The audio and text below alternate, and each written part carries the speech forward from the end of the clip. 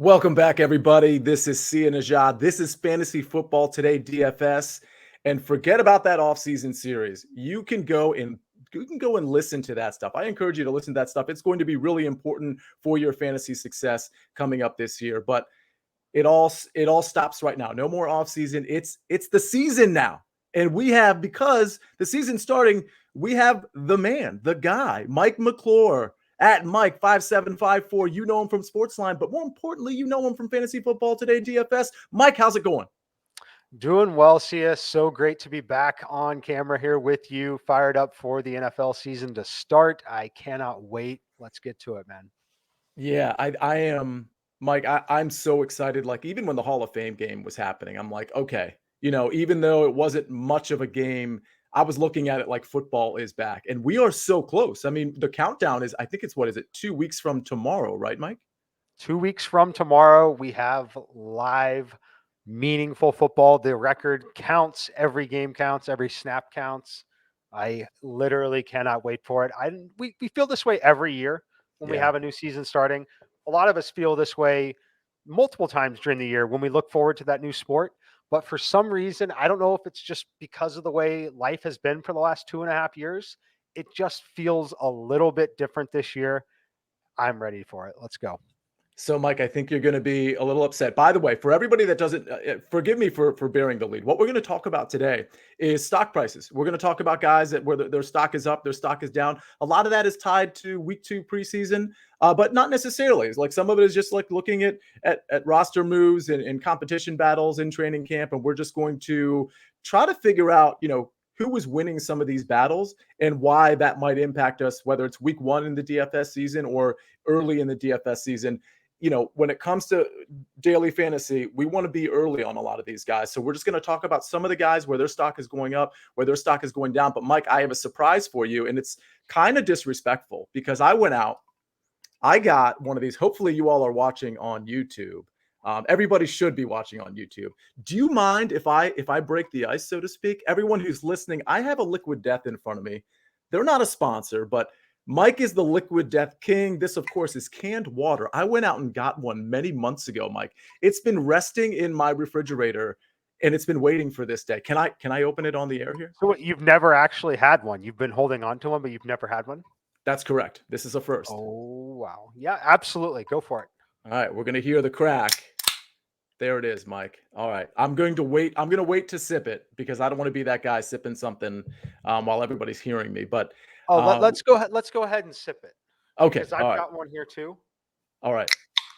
Oh, that's a beautiful sound. It's a All right. beautiful Cheers, sound. Mike. I'm going to sip it. Cheers, buddy. All right. Let's do it. Wow. All right. Season is here.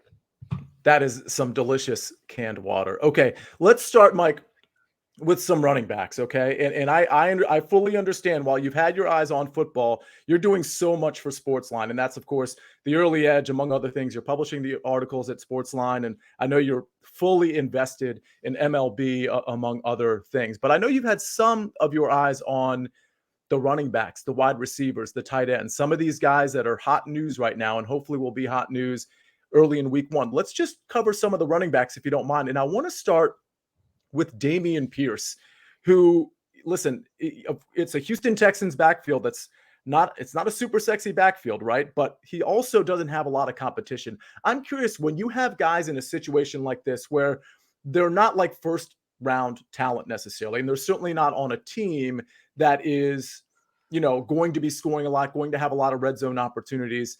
Is Dameon Pierce a guy from a DFS standpoint you think you might be plugging in week to week? Or is it just one of those things where you don't see the talent, you don't love the team, and you don't love the fact that maybe he's not going to be a primary guy on passing downs?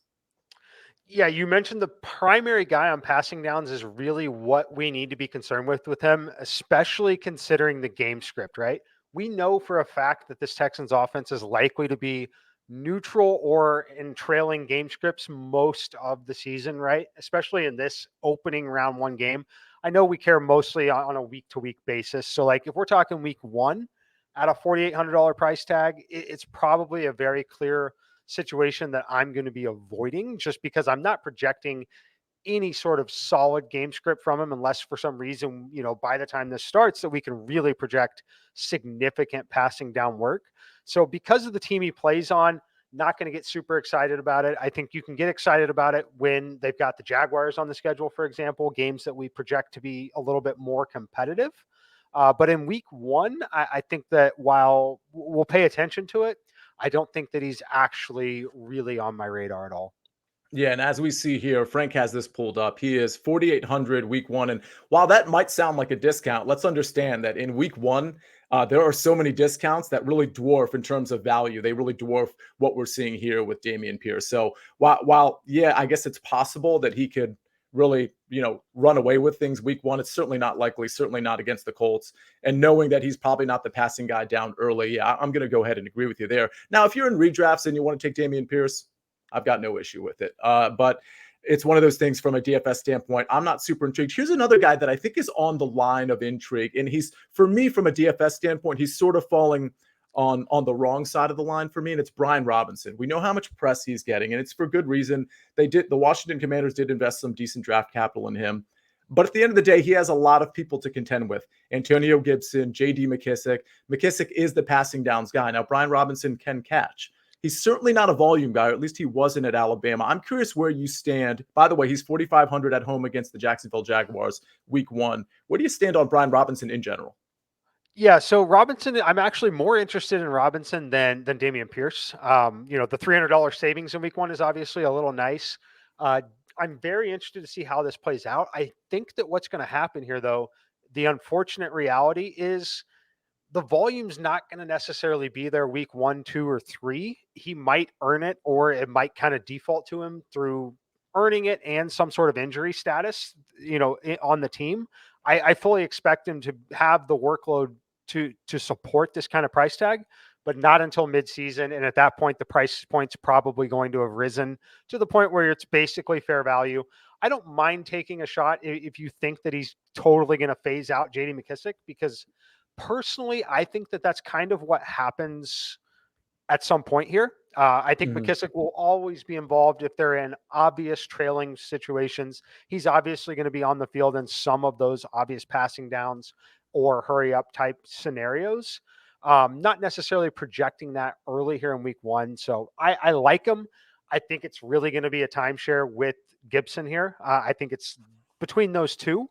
The question is, and the question's going to be for week one, is it a necessary value? Because there are, again, value plays everywhere in week one.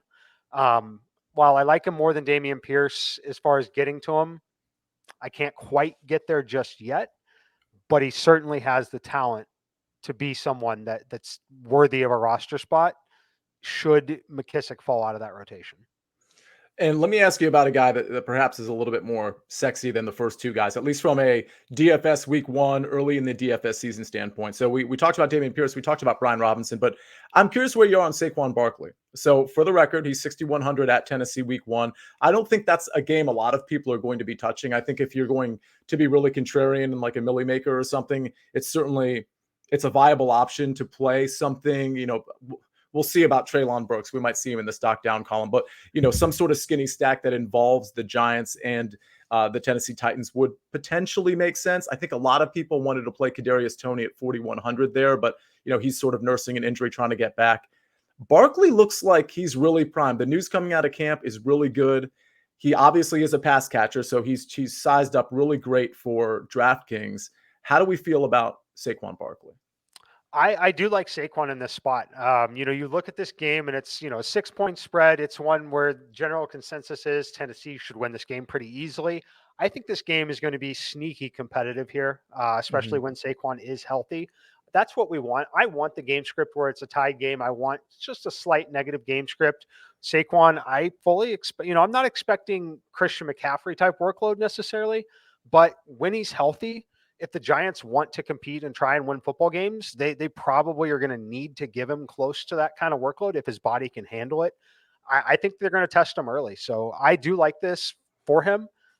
Again, there's a lot of value in week one, but given all the reports that I've seen and given some of the film that I've seen on Saquon right now, I feel pretty comfortable saying that he is probably a $7,300 to $7,500 running back, not a $6,100 running back, in what we can presume to be a pretty positive game script for a player that can consistently catch passes out of the backfield. So, yeah, I'm quite interested in Saquon so far.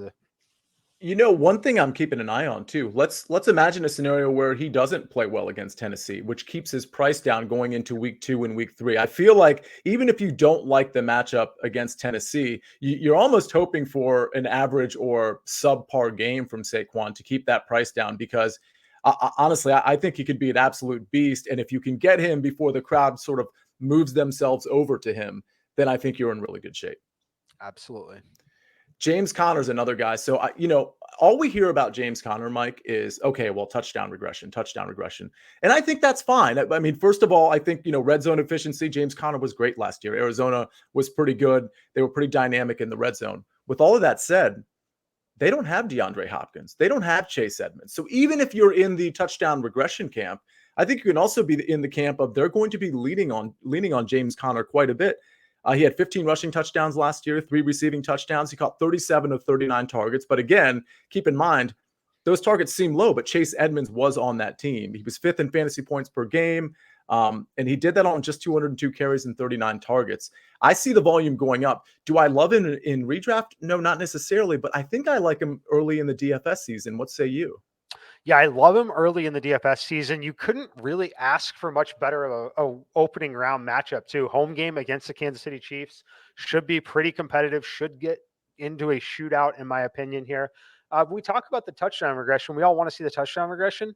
It's hard to regress when you get that many touches in the red zone, right? You're going to land in the end zone pretty frequently when you've got Kyler Murray as a dual threat quarterback and other players like that. So I'm right there. Once again, kind of like Saquon Barkley, I think he's still $1,000 too cheap, right? I think that in this kind of a matchup, like if this game were played last year, week 13, right? Or later this year, week 10, he's an $8,000+ running back, most likely, right? It's an $8,000 price tag. You're getting a lot of value on it. Again, we're going to say this a lot. There's a lot of value in week 1, but you're going to want a piece of this game.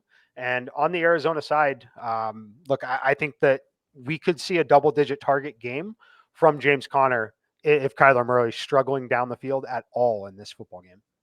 Do you think he's in a spot with his salary where he gets squeezed a little bit because people are going to want to play, let's say, Jonathan Taylor against Houston, or they're going to want to play CMC for obvious reasons, and then they're going to want to get the value at running back wherever that might be by the time week 1 rolls around? I feel like 7,000 is a price point for a guy like James Conner that isn't going to be super appealing to people. Do you see that scenario playing out? I definitely see it playing out just because, again, there's so much value that by the time week 1 rolls around, like you're going to be able to play McCaffrey and Henry together, or McCaffrey and Taylor together if you want to. Like there's going to be enough value out there to make that work. So yeah, I definitely think he gets squeezed out a little bit.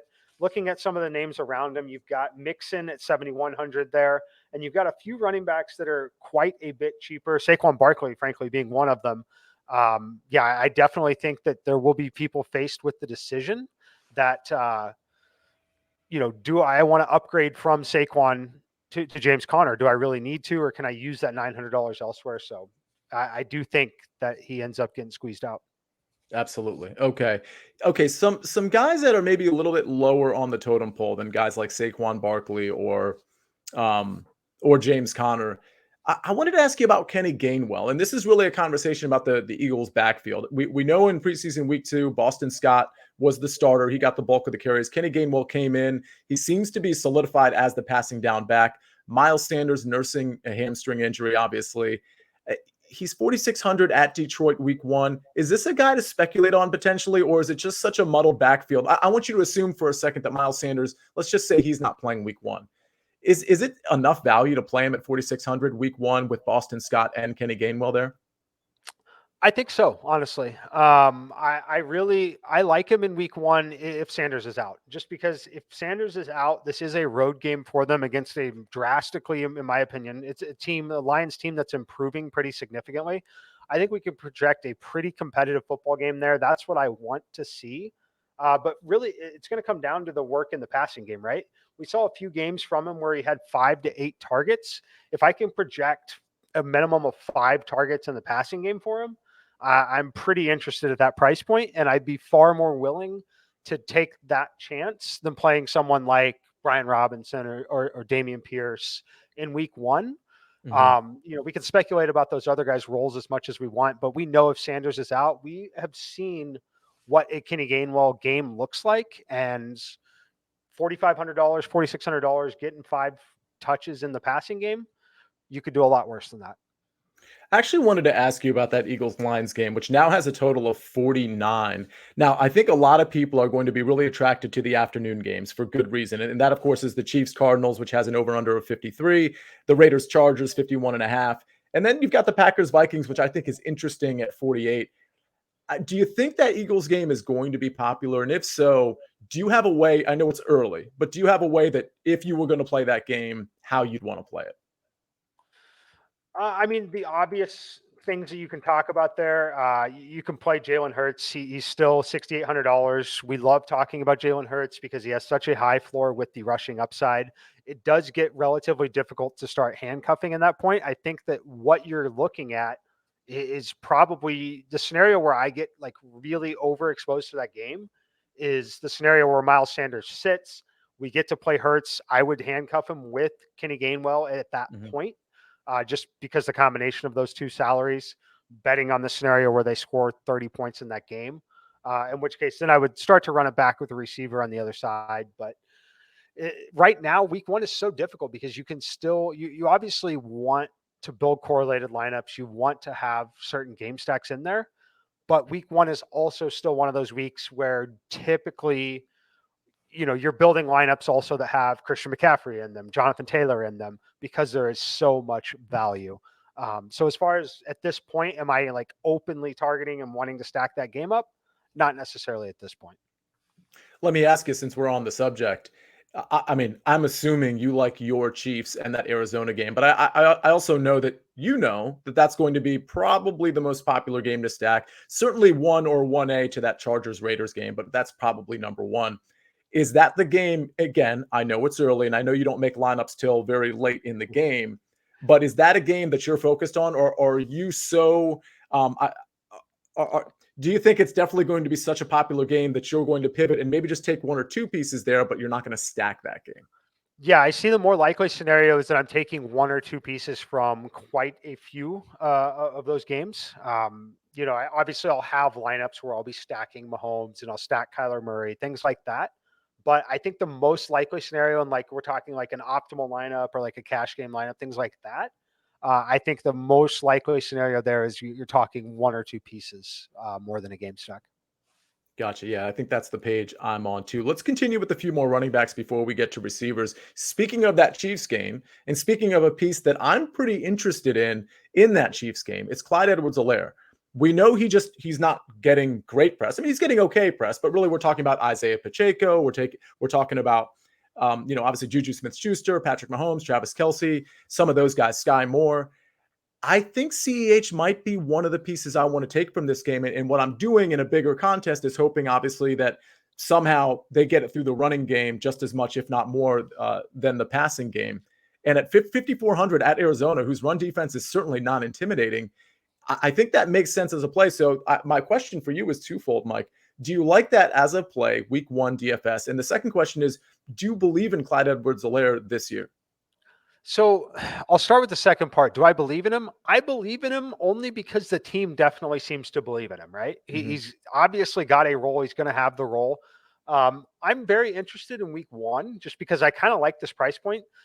It's the value game is so fun in week 1 because we just talked about a trio of $4,500 to $4,800 running backs.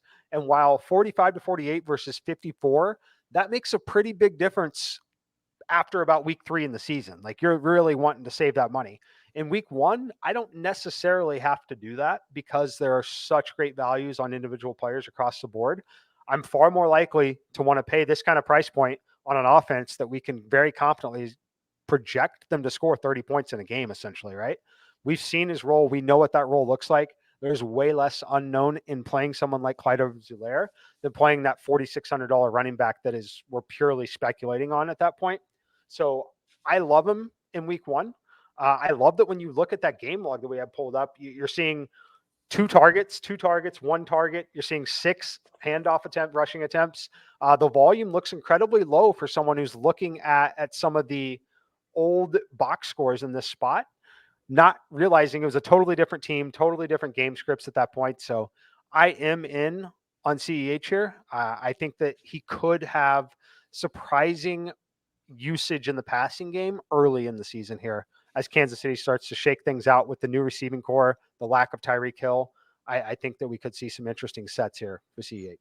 Yeah, and for those that are listening that are new, 2 things. One, we actually talked about Clyde Edwards-Helaire a lot in this sort of offseason series that we did, including last week with Derek Brown, where we were trying to make the point that this Isaiah Pacheco news is not actually bad for Clyde Edwards-Helaire. If anything, it's good for Clyde Edwards-Helaire when you consider what the Isaiah Pacheco news means is that guys like Rojo and some of the other backup running backs are not really stepping up to really contend with Clyde Edwards-Helaire.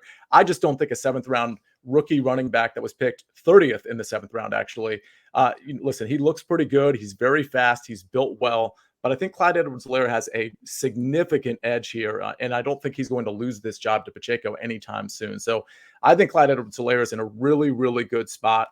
And I think if you get him early, you're definitely getting value. And the other point I wanted to make is we keep pulling up, thanks to Frank, we keep pulling up the DraftKings board here. So if you're listening to us, that's great. Thank you. But you want to watch us too, because we're pulling up some box scores, some stats, last year's stats, things of that nature. You can follow us. You can subscribe, youtube.com/fantasyfootballtoday. So again, youtube.com/fantasyfootballtoday. That's how you're able to watch us and get notifications that we're on, and we're on right now. We're also going to be on tomorrow. So check us out tomorrow as well. Let's talk about 2 more running backs before we move on to some wide receivers and some tight ends. I want to talk about Mike Davis. He's 4,400 at the New York Jets. I think some listeners are like, why are we talking about Mike Davis? Well, the reason, of course, is Gus Edwards is on PUP. He's not going to play week 1. We're really not sure what J.K. Dobbins' status is. And behind Mike Davis, most likely next in line is probably Justice Hill. It seems like Mike Davis, 4,400 at the New York Jets. Right now, it seems like he's going to get the bulk of the carries on a team that loves to run the ball. Any thoughts here? Is this one of those spots, and I did this a lot last year where, unsuccessfully, mind you, where I kind of reached for cheap guys that were in good situations but weren't very talented. And I was just hoping the situation would pull through the lack of talent. Am I flirting with that same type of scenario with Mike Davis here in week 1? I don't necessarily think so. If this were week 9, week 10 or beyond, I would say, yeah, probably so. But if I'm going to play Mike Davis, you know when I want to do it? I want to do it when he's healthy, when he hasn't been beat up just even a little bit at this point. I want to get the absolute best version of him. And that should be week 1 here in this spot against the Jets. We know that the game script is going to be favorable. We know how much the Ravens like to keep the football on the ground when they can. I'm very, very interested. Look, if everything shakes out the way I think it will, I think he's going to be incredibly popular in week 1, and that might be the only problem with it. But, as far as projecting well, he's absolutely going to be relevant here in week 1. All right. The next guy I wanted to ask you about, he's pretty much off everybody's radar, but I wanted to ask you about him because it's Kareem Hunt and it's the Cleveland Browns, and we really don't know what to expect out of the receiving options for the Cleveland Browns. We don't know what to expect out of Jacoby Brissett. Listen, from what I've seen with Jacoby Brissett over the last few years, this is not a starting quarterback in the league. There's a reason he's a backup, and honestly, I just don't think it's going to be a good look for the Browns for the first 11 games of the season. But I do think that could be to the benefit of guys like Kareem Hunt. They just sort of drop off guys, the guys that are just sitting there in the flat and can collect some catches. I think Nick Chubb should be okay too. But any thoughts on Kareem Hunt in just the beginning of the DFS season here? I don't mind him in the beginning of the DFS season. Like, I think there's this scenario out there where he can have the 5 or 6 reception game, land in the end zone, and, out of nowhere has that 25-point game that, you're really looking for at this price point. But I don't love it. I think there's so much uncertainty there. I would love to pretend that, yes, he's going to catch a lot of passes out of the backfield from Jacoby Brissett. I think he's going to have the opportunity to play well in week 1. I don't know what the usage looks like. I don't know if they just absolutely give every touch here to Nick Chubb or not. Mhm. I think that's certainly in the range of outcomes, which really worries me. We know another thing you need to keep in mind with Kareem Hunt, he's had some contract negotiations, things like that, he wasn't very pleased with. I believe he held himself out at one point. Mhm. That's something to keep in mind. And it's difficult to get there and not loving this Cleveland offense early. At 5,700, it might be attractive, week 2 or week 3 when this price point falls to 4,900 if he does absolutely nothing.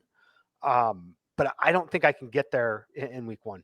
Yeah, I think this is the type of play where if you're throwing a single silver bullet in the Millie Maker, which I don't recommend you do, by the way, because we want you to max out the tournaments you enter. But I think nobody's going to play Kareem Hunt at 5,700. There's just too many great options. So if you're just interested in having a flyer that nobody's going to be on that has some potential to get loose, certainly Kareem Hunt is among those options. So we're going to talk about some receivers, some stock up receivers. But before we do that, we're going to hear a message from our partners. And we are back. We're talking with Mike McClure. You know him from Sportsline, but again, you know him more importantly from Fantasy Football Today DFS. Well, maybe not more importantly, but the point is, I'm really glad to have you back, Mike. We've talked about some running backs where their stock has conceivably gone up. At least most of the guys we talked about, I think, were kind of stock up guys. I wanted to talk about some receivers that I believe were stock up guys as well. And I wanted to start with Michael Pittman. He's 5,500 at Houston. I think this is a really interesting game that you don't necessarily have to stack, but it may be a skinny stack with Pittman and maybe somebody like a Brandon Cooks on the other side or a Nico Collins, depending on how inexpensive you want to get. I think a lot of people are going to be playing Jonathan Taylor. So I think my rationale for Pittman is maybe it's a Nyheim Hines and Michael Pittman game and not a Jonathan Taylor game, for example. So your thoughts on that, just to be contrarian, and just at Michael Pittman's outlook in general. Yeah, so his outlook in general, I'm very high on it, and I think the price point is an absolute gift at this point. He did a lot with what he had last season in certain spots. I expect that to improve, though. I think it's a pretty clear upgrade at the quarterback position. The issue is does the quarterback play in general make the team even better? And we find ourselves in games where they don't need to target him more than 5 times. That is a very legitimate concern at some point in the season and in week 1 against this Houston team. So I do like him a lot. He's definitely going to be in the player pool at 5,500. You're right. Jonathan Taylor's who we're going to want to play. I think the only way that I'm really playing Pittman, though, is if I decide that I'm not going to play Jonathan Taylor and instead I'm going to play Christian McCaffrey and Henry or whoever else my other big spend is. If I'm willing to fade Jonathan Taylor, I'm going to do it by playing Michael Pittman because I'm pretty confident the Colts are going to roll in this game. Mm-hmm. If it's not through Jonathan Taylor, it's likely because Pittman was incredibly efficient with the targets that he had, and it's coming from Matt Ryan. So I like him. Jonathan Taylor is certainly going to be the priority, but in the lineups that I'm not playing Jonathan Taylor, I have a lot of interest in Michael Pittman. I think we're going to see multiple 2 touchdown games from him. Mm-hmm. And then I think we're also going to see weeks where he has 4 targets for, 4 catches, 48 yards, no touchdown, and we're going to be pulling our hair out. I think that's the kind of season personally that he's in for. But I do think he's going to have big weeks, and hopefully those big weeks come with weeks of not so great performances in between. So we keep that price tag around that $5,500 to $6,200 range, and we can really profit when we're right. Yeah, it's a really good point. If you're not a superstar, and Pittman isn't a superstar yet, when you have those flat games, it really does keep your price point down. So that's a really good point. When you're not rostering Michael Pittman on your DraftKings team, you almost want to root against him to some degree, at least like so that he doesn't have an explosion, so that maybe you have an opportunity to play him the following week or the week after that. For the record, 88 catches for 129 targets, just over 1,000 yards last season, only 6 touchdowns. But I agree with Mike. I think there's going to be some splash games and there's going to be some really, flat games as well. So you want to find those ceiling games and hit them hard when you do. Christian Kirk. So he's 5,100. He's at Washington. He's a guy that really hasn't gotten a lot of press, a lot of love until this very recent preseason game where he basically was heavily targeted. I believe he had, 8 targets among the 24 plays he was on the field. And that, of course, was with the starters last week. He's the number one. He's 5,100 at Washington. Again, I'm not really assessing him versus Washington, although I think Washington's secondary has plenty of leaks in it. So I think it's a fine play week one. But I also think Kirk is just getting overlooked in general, whether you're talking about redraft or whether you're talking about DFS. I've never necessarily been a Christian Kirk guy. I've never, I've had him here and there, but they paid him like a number one, and they're treating him like a number one. And there's no DJ Shark there anymore. It's basically him and Marvin Jones and Laviska Shenault and a couple of guys. So it seems like Christian Kirk is the guy. Do you agree, and do you like his fantasy outlook? I agree that he's going to be the guy. My concern is the team good enough? Is my real concern still at this point. Look, I liked him a lot in Arizona certain weeks because there were football players on that field on his own team that made life a lot easier for Christian Kirk. Mm-hmm. And that is my worry in this spot, whether it's, starting field position that they have sometimes, whatever it may be. I'm not confident the team is good enough. It looks like a value in terms of his individual raw talent. It's certainly a value at this price point. My issue is the team good enough? Is it going to be too easy to lock him down from the other team's perspective and make someone else beat them? That is my biggest worry with Christian Kirk. And frankly, the biggest worry also is just 5,100. If you told me he's going to be 5,100, by week 6, week 7, and some of those great matchups, sign me up. Right. Mm-hmm. But in week 1, 5,100, it's kind of, in my opinion, an artificial value. I'm not necessarily disagreeing with you, but I want to turn this on its head a little bit. Is your assessment really an indictment on Trevor Lawrence a little bit? Yeah. Yeah, that's fair. Okay, because I'll be honest, I've never really been a Trevor Lawrence guy. And what I mean by that is I never thought when he came into the league from Clemson, he was going to be the guy that people sort of projected him to be. Now, the jury's still out. I might be wrong. I might be proven wrong this year. I might be proven wrong next year. Who knows what his sort of maturation process is going to be. But I think that's fair. The one thing I'll say in his corner, that it does seem like they did improve the offensive line a little bit. So through the draft and with Brandon Scherff and free agency. So something to be said for that. But you're a great quarterback or you're not a great quarterback. So I think this year we're probably going to be able to find out as it relates to Trevor Lawrence. Let me ask you about this, because this is a guy that's come up on this podcast during the offseason series quite a bit. I just want to get your opinion. You are the Kansas City guy, or at least that's what I think you are. You're a Kansas City Chiefs fan. You know everything about Kansas City. Every week when we talk about it, you're always on a Kansas City stack. I'm just curious where you're at with the receiver core here. Juju Smith-Schuster, MVS, Sky Moore. These guys, are they guys that you're confident in? Does it not matter what their talent level is because it's an Andy Reid, Patrick Mahomes-led offense? Yeah, I'm way more interested in giving credit to Patrick Mahomes and Andy Reid. Look, I think that, and the other thing that's so great about it, right, is their price points. We're not dealing with $8,500, $9,000 Tyreek Hill and trying to figure out a way to make that lineup work. So look, I think they're talented enough, but I really think that the skill gap between some of these secondary wide receivers is not significant. You can look across National Football League and put some of these guys with, you don't have to call Mahomes the best quarterback in the league. You can call him a top 5 quarterback.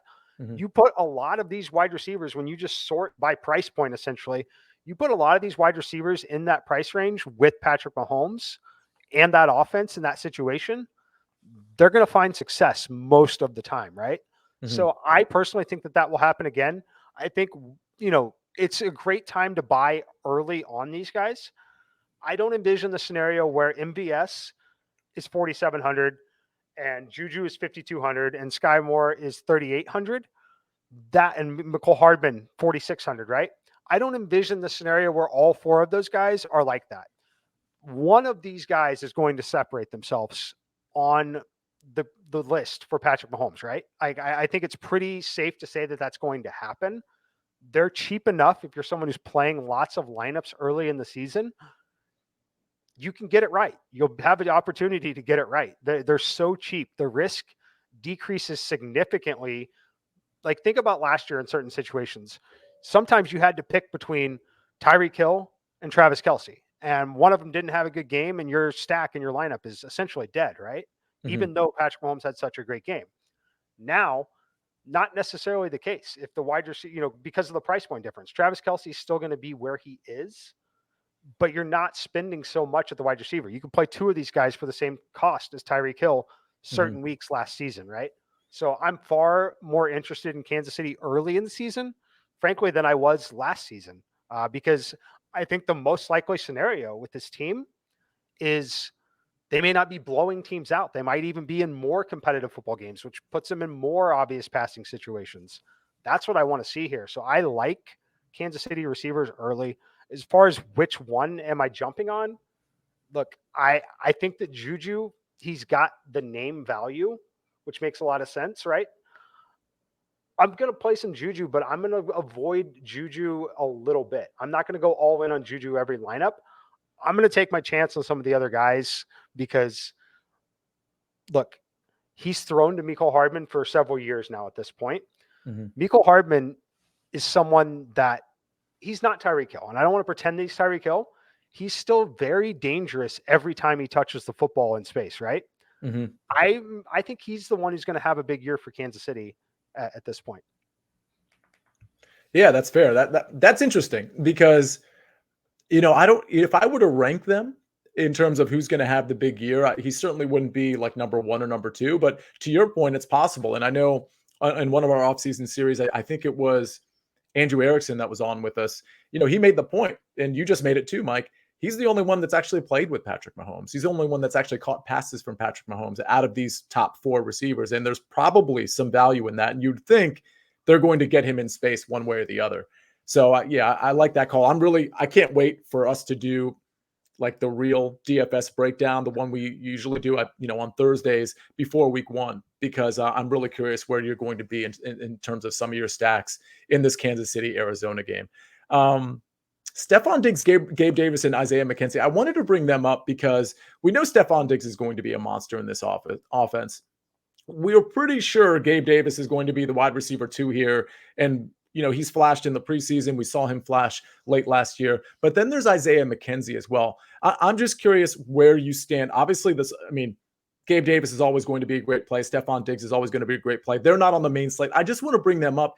Is a guy like Isaiah McKenzie a guy you're going to be targeting when they're on the main slate early in the season? Guys like Gabriel Davis, those wide receiver 2, wide receiver 3s for this explosive offense. Honestly, it's so tough to get there. Just because Josh Allen still does run quite a bit as well. And I frankly, I expect them to be a little bit more like the Chiefs in years past in terms of just like, frankly, dominating football teams, right? Really winning a lot of football games. So as much as I want to say that I'll be targeting them on main slates, that's not where I'm going to target them. I'm going to be very interested in playing some of those guys in showdown slates. I think that isolating some of those games and those players at, again, very dynamic pricing that we see in the showdown slates, that's likely where the value is going to be with some of those guys. Otherwise, you're going to have to take some shots. And again, that's a team that's going to have some very interesting game scripts throughout the season. It's a team that I expect to also continue to improve defensively as well. That kind of takes away and puts them in better field position. Great for winning football games, not necessarily great for scoring fantasy points as a secondary and third wide receiver. So I'm not super interested in those Buffalo guys early in the season here on main slates, but I'm very, very interested in showdown slates. Love it. Well, we're going to be able to put some showdown lineups together for that first opening night game, Rams versus the Bills. So that's going to be really interesting to see who you include in your player pool there. 2 more receivers I want to ask you about, and then we'll touch on some quarterbacks and tight ends before we get out of here. But Allen Lazard is really interesting to me because, listen, Green Bay, Christian Watson is working his way back from injury, right? We have Romeo Doubs, who's a good receiver, but we really haven't seen him against real defenses, right? We know he has potential issues separating off the line against press coverage. That might be a problem for him once he sees some real defenses and some real defensive coverage. And so just by process of elimination, with Christian Watson sort of being slow to get back from his injury, and then you have Randall Cobb, who seems like more of a gadgety guy to me than anything else, it feels like it's Allen Lazard's, Sammy Watkins. I don't know what to say about him at this point. It feels like it's Allen Lazard's receiving core to kind of command here. He only had 60 targets last last year. He caught 40 of them. He was a big-time red zone target, though. 30%. Let's see. He had 8 touchdowns inside the red zone, which is pretty impressive. Oh, excuse me, 7 inside the red zone of his 8 touchdowns. And let's remember, Davante Adams isn't there anymore. So almost 40% of the red zone targets have been vacated. This guy's 6'2", 225 pounds, 26 years old. I just feel like he almost falls into a really large role, especially a red zone role early in the season. What say you? He absolutely does. We just talked about this with Patrick Mahomes. Aaron Rodgers has thrown the football to Alan Lazard still quite a bit in his career relative to everybody else playing around him. He clearly trusts him in some of those big spots, even when Davante Adams was on the field and having both of those running backs, including Aaron Jones, who can catch footballs out of the backfield in the red zone. Alan Lazard still had a pretty healthy workload in terms of in the red zone. I fully expect him to take over Davante's role in the red zone. Will he be as effective? No, he's not Davante Adams, but I think that Aaron Rodgers trusts him, and I think that he's definitely going to lean on him early in this season. It's one of those things where, all the biases we suffer from humans, you see 5,600, and it's going to be really weird when we see Alan Lazard at $7,500. But I truly believe Alan Lazard will be a $7,500 wide receiver because I think he's going to take a lot of that role. And a lot of people aren't going to want to play him, especially if he goes out there. He may not be in the optimal lineup week 1, but he might have 5 catches, 54 yards, and a touchdown, which is going to pay off his $5,600 salary. Not going to win you a tournament necessarily, but a fine score. I hope that happens, and I hope his price point goes to like 6,300, 6,400 because nobody's going to play him in the following weeks, and he's still going to be the number 1 receiver for the Green Bay Packers, who should be in competitive football games. I love Alan Lazard. Love it. I absolutely love it. Everybody listening, keep that in mind for your redraft leagues as well. One last receiver I want to talk to you about, Josh Palmer. He's 3,800. He's playing against the Vegas Raiders at home, of course. He's the third option behind Mike Williams, who's very I should say inexpensive, or I should say presents a value at 6,600. And then you got Keenan Allen, who's a few $100s more than him. With that said, I'm just sort of fixated on Josh Palmer from a value standpoint. He's looked good in the preseason so far. Last game, 3 receptions, 75 yards and a touchdown, but he's looked the part as well as far as a wide receiver 3 in a high-powered offense. How do you feel about Josh Palmer early in the season or for week 1? I like him. I'm still obviously worried about market share. Just having those guys and Austin Eckler there, there's so many mouths to feed when it really comes down to it. Yeah. One of those players, a lot like, some of the Bills receivers as well, the Chiefs in the past, one of the best showdown slate players in the entire league, right? He's going to be someone you're going to want to keep your eye on in showdown slates. As far as main slates, yeah, it's interesting. The issue that we run into is it a necessity in week 1 with all the value? Probably not. Mid-season, if we're still looking at him under $4,000, yeah, I think that he's someone that will routinely be someone that you'll want to include in your handcuffs with Herbert and one of the other pass catchers. So I'll tell you what, we're going to have a show tomorrow and we're going to talk about some more of these players, but I think we're also going to talk about some DFS strategy heading into week 1 of the season, of the regular season, I should say. But before we do that, let me just, from a stock down standpoint, I wrote down a few names and I just want to know if any of these names jump out at you as truly a stock down, or maybe we just need to assess them as level right now. They're not a stock up or a stock down. Miles Sanders, David Montgomery, Antonio Gibson. It seems pretty obvious to me that all 3 are a stock down, but should we be holding off on really kind of putting them in the basement right now? I don't think that we have to hold off on it. I think it's pretty clear that Brian Robinson's going to take a little bit from Antonio Gibson, maybe a lot with JD McKissick. McKissick is the true wild card there, especially in the passing game. Kind of the same thing with Montgomery. Miles Sanders, I'm always a little worried. The injury concern is there. Gainwell's talented. Hurts likes to run. That offense, it's not going to shock me at all if Miles Sanders underperforms. So, yeah, I think it's pretty fair to have all 3 of them in the stock down. Okay, I'll give you 3 receivers, and then we'll close the show on that. Deontay Johnson, I bring him up because we know George Pickens is probably fully going to be in this mix early, and then of course Chase Claypool getting some touches. Mitch Trubisky is the quarterback. Let's refocus on that. So Deontay Johnson, Michael Thomas, Treylon Burks. those three guys, how you feeling right now? Obviously, not the best news. We know Michael Thomas is now dealing with a hamstring injury on top of the injury he just recovered from for the last 2 years. Yeah, so Deontay Johnson, the one I want to hit first. I think it's a pretty clear stock down at this point. A lot of his role was kind of out of necessity in the way Ben had to play at that point in his career, and it was a relationship that they had together, and I don't see that really existing at this point. You're right about Pickens. Claypool is there. Freiermuth is still there. Najee out of the backfield. I don't think that it's going to be a great situation for him. And he's someone that I'm projecting to really become disinterested pretty quickly, if that makes sense. I'm not expecting big things from Deontay. And then Michael Thomas, I need to see it before I invest. I need to see it in real NFL games that count before I really want to jump back in on that situation.